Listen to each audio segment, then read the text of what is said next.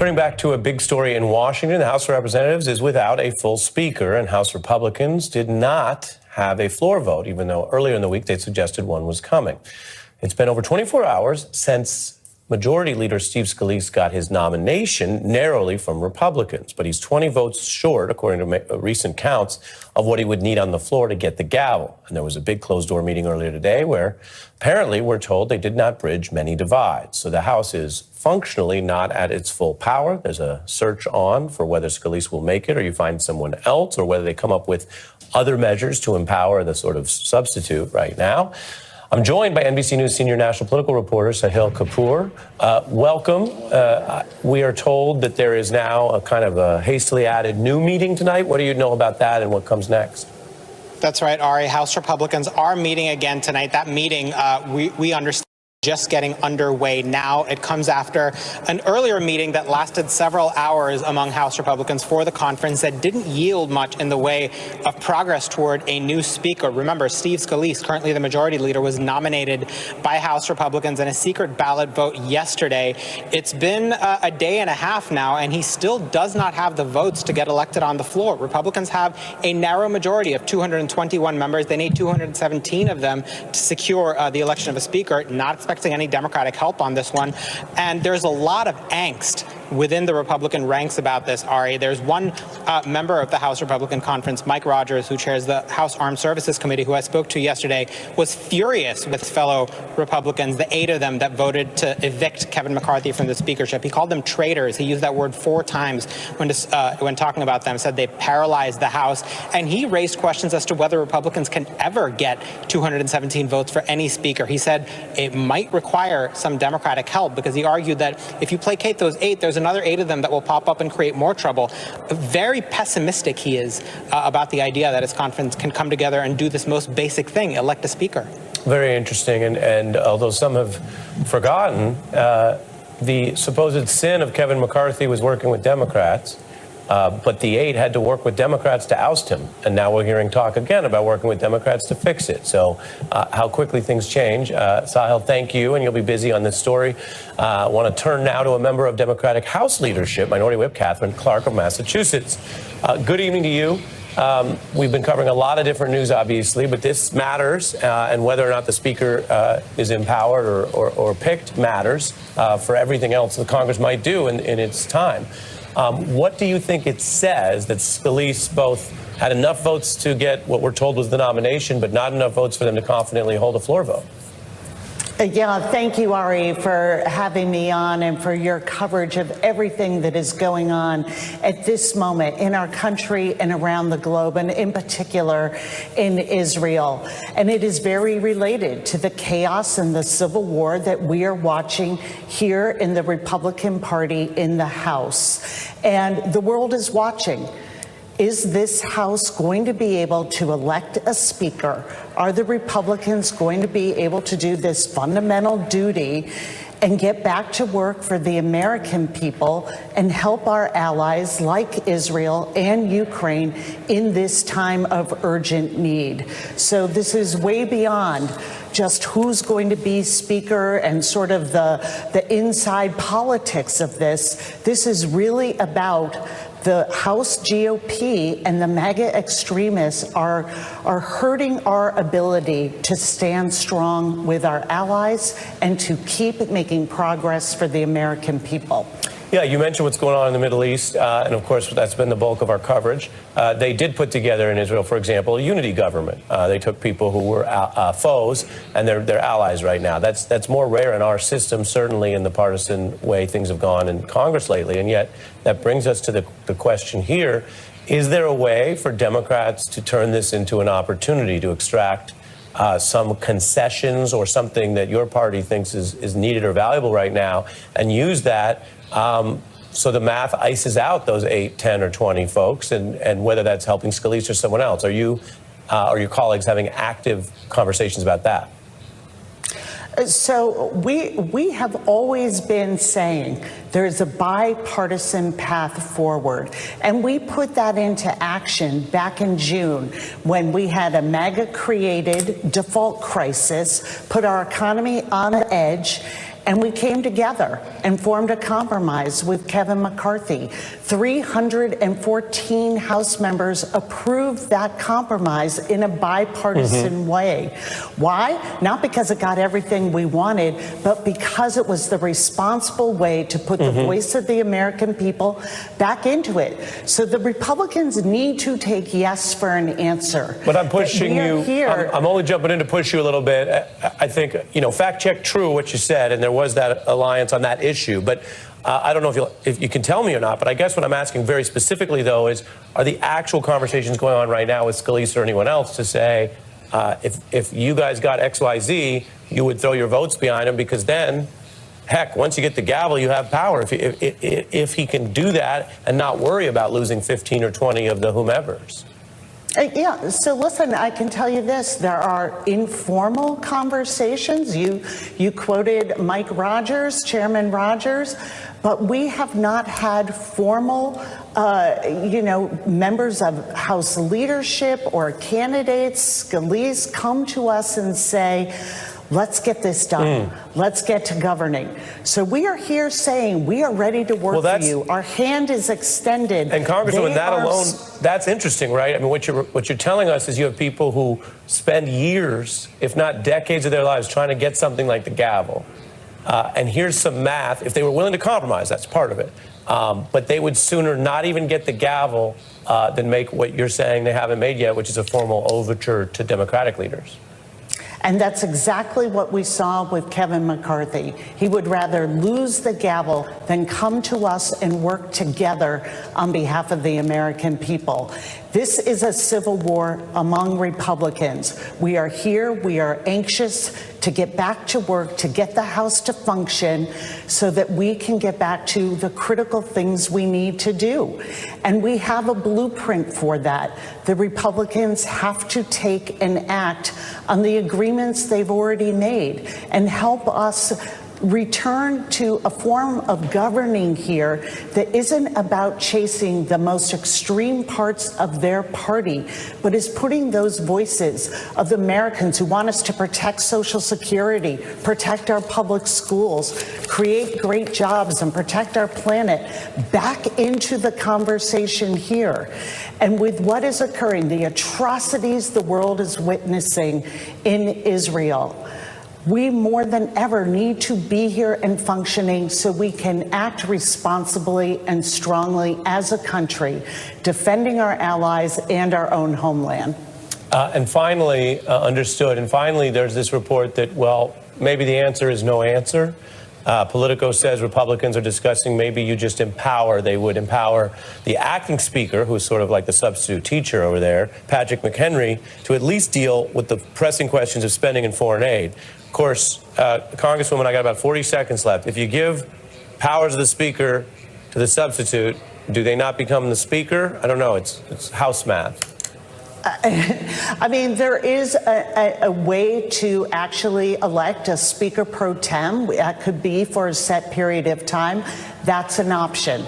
We are open to options. But all we've seen so far is internal fighting, chaos, a circus-like atmosphere with lots of finger pointings by Republicans at Republicans. Who is left out of this whole conversation? Who is hurt? It's our allies and the people of this country. It is time for them to get back to work, know who they work for. I'm jumping in. I'm told from our control room that Steve Scalise has just emerged and said he's withdrawing his name from consideration. Your reaction? Well, I hope that they will come to us, get back to governing. There's a bipartisan way forward.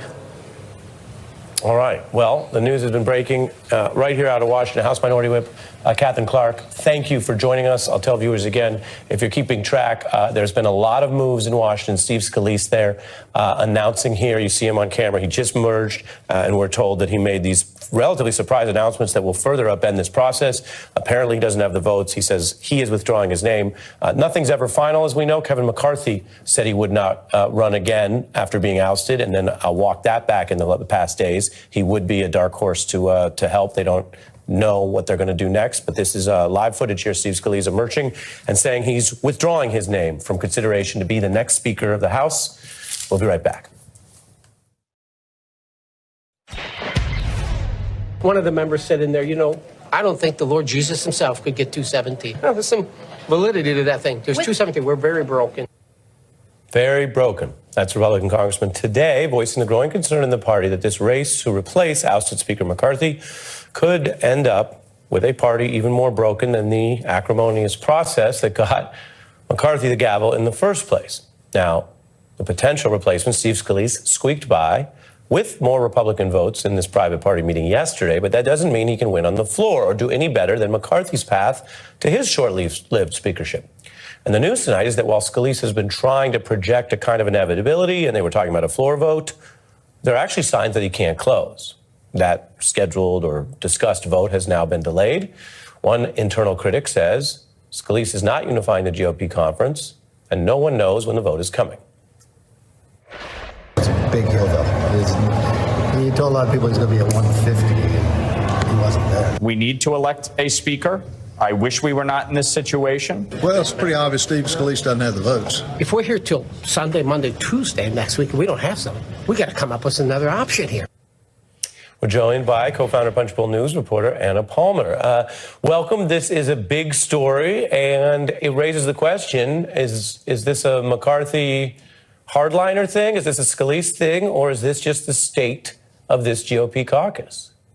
It's a good question. I think it really showcases how dysfunctional the Republican Party is right now. We've had years of just dissatisfaction with the Republican leadership, McCarthy being the most recent, but of course there was Paul Ryan, there was John Boehner before both of them, and now they've ousted McCarthy, but clearly these races are all about momentum, and Steve Scalise does not have the momentum. Unclear if he's ever going to be able to get there. The numbers are really pretty stark when you look at he's actually has less support today than he did yesterday. And how do you measure that? You know that he was at that number to be in a bare majority, and then public defections? Yeah, there's been some public defections. He's also had some meetings with different factions of the conference, and nobody has come out saying, all right, we're going to actually move our support behind Scalise. I think that's the big thing here. It's not as if he just has to deal with the most conservative Republicans not being for him. There's also the moderates that aren't for him. There's a bunch of people within this conference that aren't for him, more than 100 people. That's a lot of folks that you're going to have to convince, and the fact that he's had multiple meetings, and it's not as if the momentum is moving in that direction.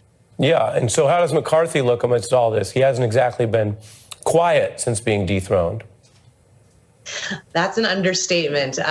Certainly when you see comments like the former speaker has made, the rift between Scalise and McCarthy, very visible, kind of taking shots at the inability of Scalise to get that 150 votes that McCarthy said behind the scenes. Scalise was saying he thought that was where he was going to be. But it is interesting, certainly, to see the tension and long-going rift there between the two leaders that worked together for quite a few years. Yeah, absolutely. And we've had up some of the memorable images and moments from the vote-a-rama that I think people do recall with McCarthy. We've shown those because that's the last time we had this. This time, partly because of how that went, it seems they're just trying to keep this all in the private meetings. But as the days draw on, it will become evident that they're doing a version of that, a slow-motion version perhaps, in private while the main powers of the speakership remain vacant. So it's certainly an important story. We'll be coming back to you in Punchbowl. Anna Palmer, thank you. Thanks. We will be right back. Turning to a major legal and political story that has heated back up in the U.S. today, we wanted to get on the record. Democratic Senator Bob Menendez facing new charges. These are new today. Prosecutors have basically added additional charges that accuse him of operating, allegedly, as an unregistered foreign agent for Egypt. And they link that to the alleged bribes they say he took.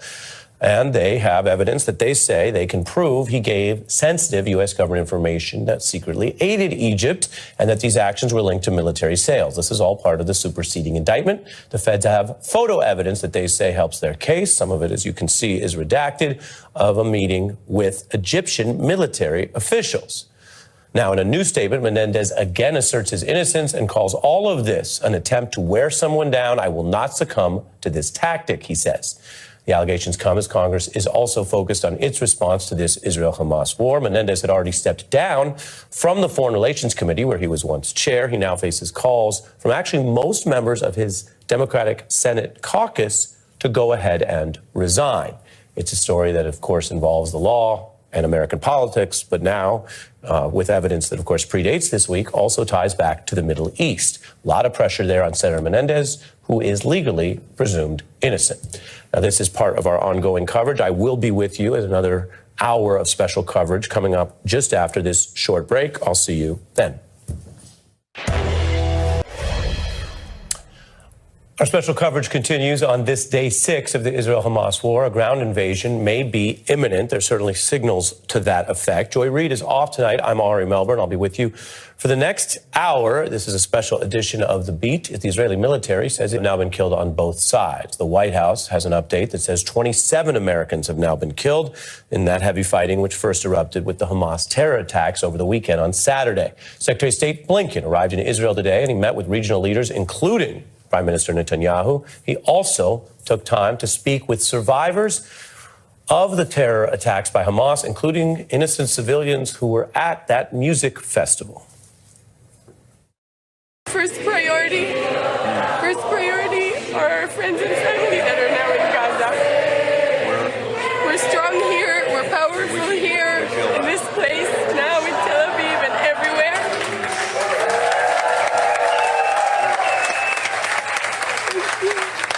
Thank you very much, Mr. Secretary. We're thinking of them and trying to do everything we can. The secretary there speaking directly, and then he also spoke in public and had the bilateral meeting there with Netanyahu and addressed some of the evidence of the atrocities committed by Hamas. It's hard to find the right words. It's beyond what anyone would ever want to imagine, much less actually see and, God forbid, experience. A baby, an infant, riddled with bullets. Soldiers beheaded. Young people burned alive in their cars or in their hideaway rooms. I could go on, but it's simply depravity in the worst imaginable way. The United States has said the evidence of that depravity is part of why they made, and the president made this week, the direct comparison of Hamas committing ISIS-level atrocities. Now, Blinken also spoke about the required proportion and human rights concerns that democracies have even while waging war. Now, Blinken discussed an area of focus is a potential humanitarian corridor that would try to allow some civilians to safely leave the Gaza Strip if they choose. There's a discussion going on regarding that. Egypt is also rejecting any initial moves to set up such refugee corridors. The United Nations has warned that Gaza could become a complete humanitarian disaster. The conditions described by some as already horrible. Water and electricity supplies are cut off. Israel says they are awaiting the return of all hostages. Israel's path ahead also remains complex. The NBC News foreign correspondent Raf Sanchez returned to the Negev Desert in Israel, where, as we discussed, and as Blinken was meeting with, that music festival occurred, and Hamas deliberately targeted the civilians who were peacefully gathered there. This is our first time inside the Supernova Festival since that attack in the early hours of Saturday morning. This was a place of music, a place of dancing, a place of joy, and now there is just a deathly, deathly silence here. This was one of the artistic tents at the festival. You can see people here were painting, they were expressing themselves. And this is just one of these many scenes we've seen all across southern Israel, a place that is frozen in time. We don't know the person who painted this. Are they still alive? Have they been kidnapped? Are they inside of Gaza? Over here is one of the parked cars. This symbol is spray painted by the Israeli military, and it shows that this car has been searched, that there's no explosives in it. And if you just come around, you can see, as in every one of these cars, there are the makings of everything you'd need for a fun weekend at a music festival. It looks like this person has paint, there's chocolate in there, there's Kleenex, there's extra water. Now we turn to MSNBC correspondent Ali Velshi, who is in Ashkelon, Israel. Ali, I know you're working hard, working your sources, and have been reporting throughout all of this. We thank you for your time, and tell us what you're seeing tonight. Thank you. Well, we are hearing an awful lot. We're 2.5 miles from Gaza, and the sounds have definitely changed in the last 40 minutes or so. It's a lot more. The missile attacks have increased dramatically, and there's just sort of a lot more noise, and it's getting a lot closer. This is a rocket or a mortar came in here. This is typical. Ashkelon's been very, very hard over the last few days. This is just the debris from a rocket. The rocket hit over there about 20 feet away, and this is the kind of thing that happens. Take a look at the damage it does. Imagine if you were here, you were sitting in this car, you were anywhere near it. This isn't even anything close to a direct hit. You can take a look at the debris, even in the back seat, the damage that gets done. And this whole area has been damaged a great deal. And by the way, nobody's here because we're in the Gaza envelope. We're in the place where the military has decided this is where all the military has to be, the reservists that they've called up. They're ready to go in on that ground invasion. It has not begun yet, as far as we can tell. The issue here, of course, is the hostages, right? The families that have hostages are very worried that once that ground invasion begins, Hamas's leverage decreases dramatically. The only piece of leverage they have right now is what might be 150 hostages. About 100 of them have been informed by the government that the government knows that their family member has been identified as being taken away by Hamas. They don't know where they are or what their condition is, but they're there. There are about 50 more who think that their family might be hostages, and that's where the tension comes in right now. Much of Israel wants to hear what I'm hearing, the pounding of Gaza, regardless of what happens. The people with families in there, with family members in there, are saying, hold on, do whatever you have to do to get my family members out without doing that. Now, that said, the Israeli government there's no power in Gaza anymore, so phones are running out of battery. Communication is bad. They've dropped leaflets at people's homes to say, or in the streets to say, we're coming for you, for your area, get out. There's nowhere to go if you're in Gaza. The people are amassing. About 300,000 as of the last report, which was this morning, are said to be without shelter, either because their homes have been destroyed or they're fearful that their homes will be destroyed. On the Israeli side, there is those troops, as I said, have been coming in here. There was activity on the north. The Israeli government took out 2 runways in Syria, Aleppo and Damascus. A little bit unimportant because the Syrian military doesn't work out of commercial airport runways, but it was a message from the Israelis to the Iranians, basically, who control Syria. Don't get involved in this war, Ari. Understood, and really interesting to give us that larger context there, including sort of where you are looks the way it does. I understand that we also are going to hear from a family member of someone whose parents taken hostage. If you can tell us about that. Yeah, there's the kibbutzim that people live on are right around the Gaza Strip. They're all over Israel, and particularly in southern Israel. But there was a woman, a 74-year-old Canadian woman, and she was taken hostage. Her name is Vivian Silver. The family doesn't know where she is. They were able to get into her house at the kibbutz, and her body's not there. So that gave them hope that she is a hostage. The interesting thing about her is that she was a peace activist. She worked not only as a peace activist, but in terms of reconciliation with the Palestinians. One of the problems in Gaza is that the advanced medical treatment is not available because the equipment required for it, particularly for cancer, can't be taken into Gaza. So if somebody has to come out for treatment, it's a complicated ordeal. She'd be one of those people who'd meet them at the border and take them to the treatment center or the hospital for her treatment. I caught up with her son today, who grew up on this kibbutz, but is now in Tel Aviv. Listen to what he told me. She was obsessed with peace. You know, violence was always wrong in her mind. So she would say now, even though our communities are wiped out, all my friends lost, either I lost my friends or they lost their parents, or she would say we don't need more dead babies. We need to stop the violence now. Vengeance is not a strategy.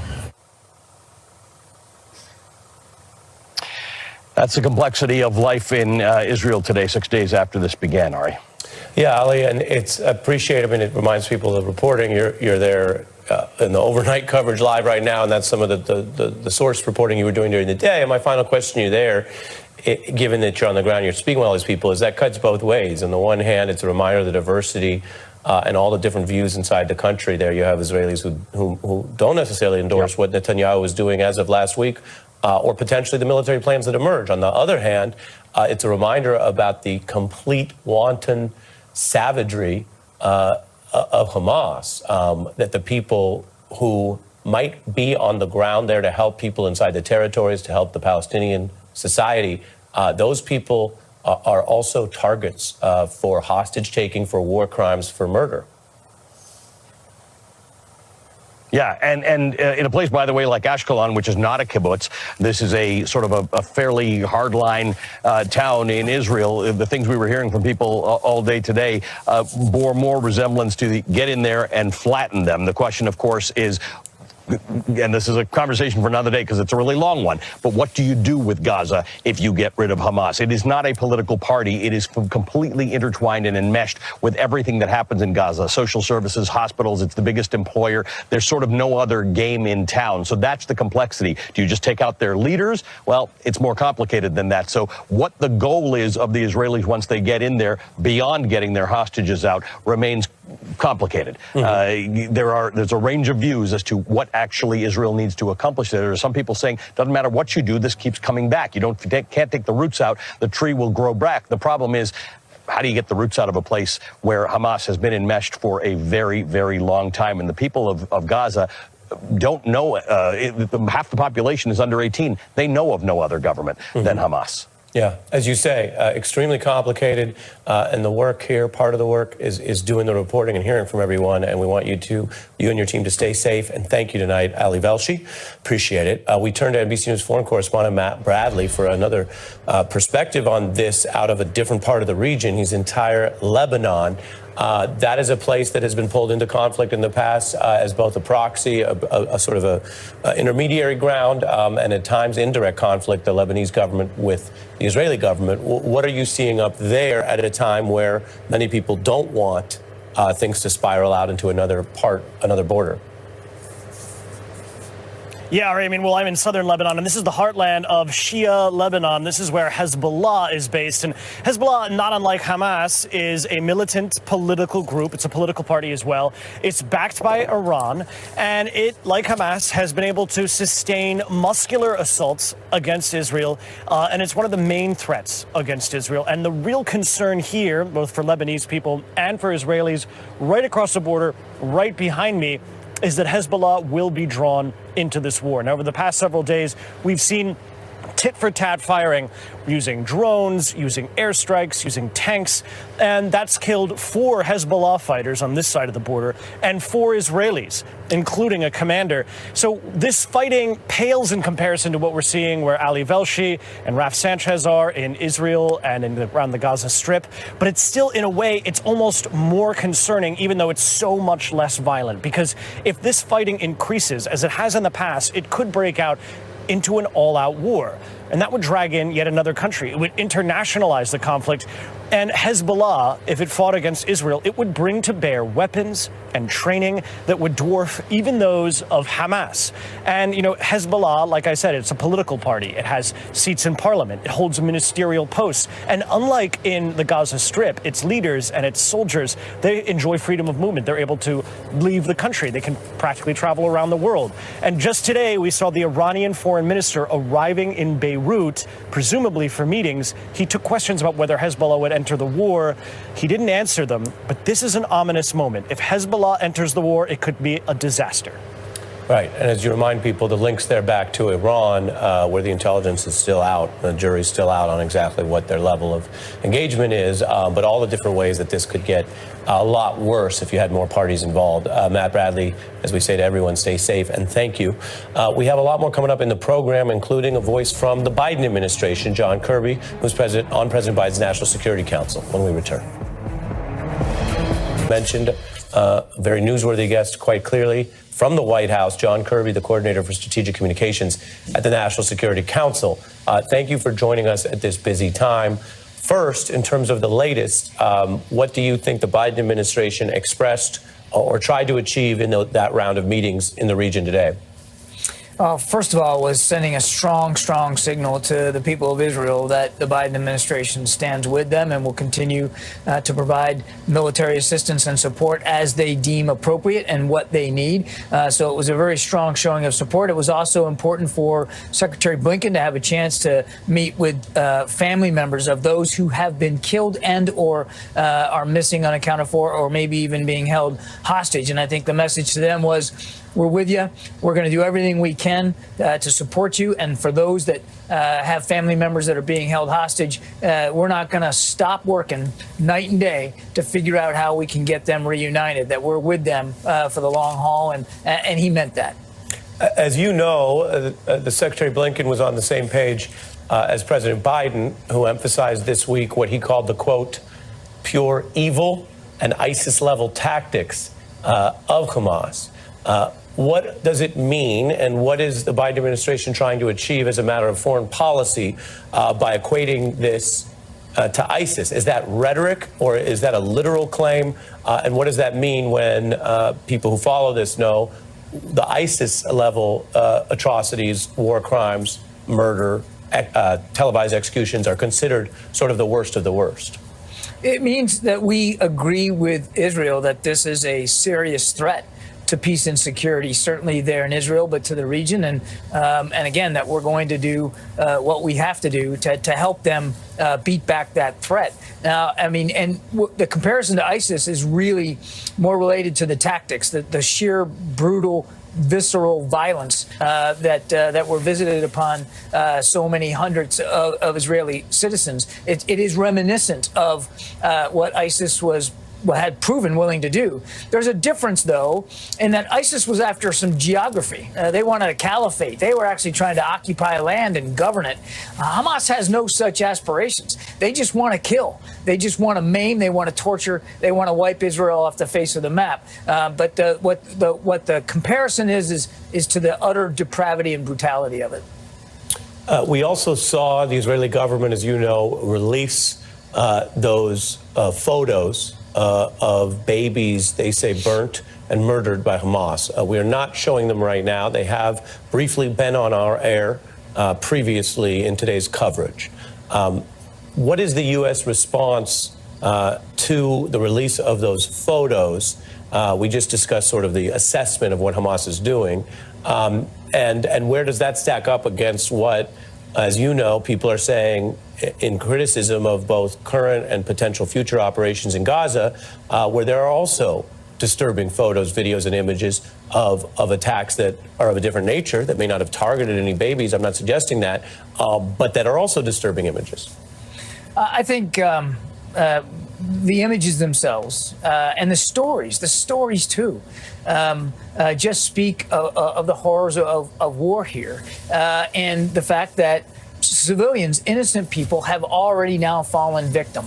And the difference here is that on the Israeli side, they were victims of a direct effort to murder and take life. That is the whole objective of what those Hamas terrorists were after. It was all about just killing Israeli civilians. Now, we all don't want to see a single other innocent life lost by this, not one. And it's tragic that in Gaza that there have been civilian casualties, and we continue to talk with our Israeli counterparts about that, and about the law of armed conflict, and about how operations are conducted. But it is also important to remember that Hamas is deliberately placing those Palestinian citizens in harm's way by sheltering themselves command and control headquarters in hospitals and schools and residential buildings, using the Palestinians as human shields. The Palestinians are victims here. They did nothing wrong. And that's another reason why we're working closely with Israeli and Egyptian officials to find a safe passage route to get people that live in Gaza that want to get out, to get them that ability to do so, and to do so safely. And it's certainly true, as you remind people, it is, of course, a war crime to take civilian hostages, as well as to use them for military or strategic goals that endanger other civilians. Those are, if we're tracking it, those are ongoing alleged war crimes. We don't have total transparency or information on all of the hostages, but based on what is known. The other question I have for you is about the historic relationship between the United States and Israel. It has long been a bipartisan and strong relationship, and President Biden has reiterated that for sure. Having said that, as you know, the United States has also taken a position at times in private and in public that there are lines, that there's a backstop, that it will sort of basically make sure that Israel doesn't go, quote unquote, too far. Is that still the case? When you mentioned on the law of armed conflict, when Secretary Blinken talks about limits, is that being conveyed more starkly in private than it might be in public, given the sort of the trauma of this week? Well, I won't detail the private conversations that we're having with Israeli leaders, but the president has spoken to this, that we are stronger together. We two countries, we two democracies. When we respect human life, and we do, and when we respect the laws of wars and the law of armed conflict, we're always stronger together when we can rest on those shared interests and those shared values. And we're obviously going to keep having conversations with the Israelis as they go forward. Right now, though, obviously, we understand that Israel is conducting aggressive operations against Hamas. Basically, they suffered a toll here that is the equivalent of our 9/11, and we all know how it felt on 9/11 that day. The fear, the anxiety, the outrage. They are conducting these aggressive operations, and we want to make sure that they have the tools that they need to do so. Understood. The last question, I don't know exactly if or how you'll answer it, but viewers may know you have a military background. You also have an extensive government communications background. And in the days ahead, there's a communications aspect to all this where the president, who's been quite forceful across the week, can sort of pull back and go back to governing. You're busy with trying to find out who the new speaker is going to be and deal with a lot of other priorities at home, or sort of double down or extend this with a communications approach. And so I'm curious, can you tell us anything about whether there'll be any other formal address to the nation, formal address to Congress, evening address to the nation? As you know, in other past terror attacks, including on allies, over time, there either is a kind of an ebb where people say, oh, well, that was last week's news, and it's that country's problem over there. And sometimes there's more of a priority of summoning the U.S. sustained attention. Again, I know you guys aren't going to break any secret news tonight, so to speak, but can you speak to any of that in the days ahead and what's on the mind of the communicators in the White House? Sadly, we don't think this is going to end anytime very soon. Certainly in coming weeks for sure, if not longer. So I think you can count on hearing from President Biden in the future about this particular conflict and what we're doing to support Israel. I have no doubt that you'll continue to hear from him. But I also think you're going to continue to hear from him on a range of other issues that are important to governing in other places around the world, such as Ukraine, such as the Indo-Pacific. I'm sure he'll continue to, as he did this week, talk about economic issues, the junk fees. So you're going to continue to hear him talk about issues that also matter on a domestic scale as well. That's what being president is. That's what being commander in chief is. You got to handle it all, and he's more than equipped and more than ready to do that. At the White House, John Kirby, thanks for taking a break from some of your work to speak with us. We appreciate it, and we will be right back.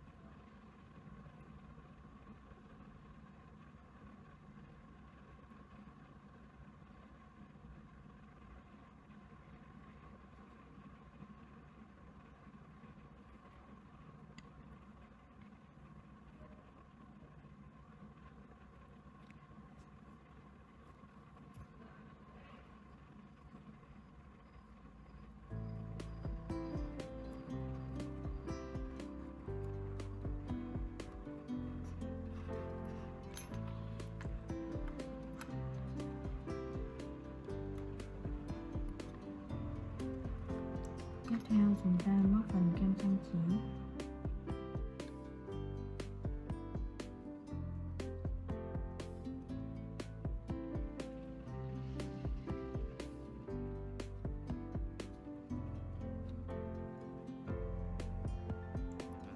Vào phần cạnh ngoài này.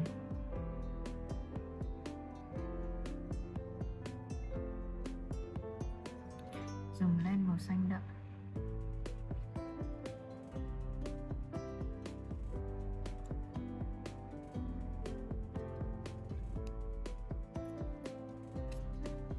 Lên 3 bình.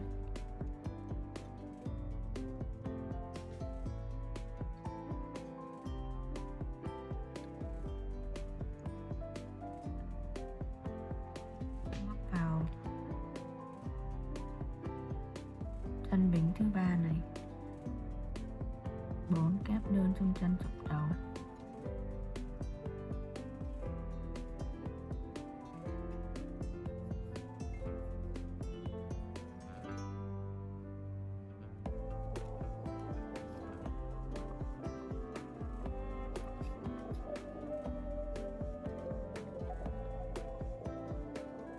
Sau đó trượt vào chân tiếp theo, móc lên 3 bình.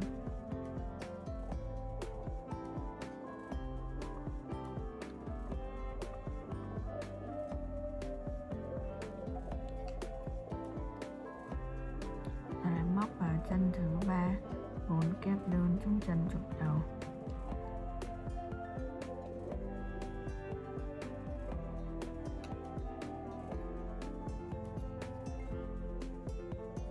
Hẹn vào chân tiếp theo một mũi trượt.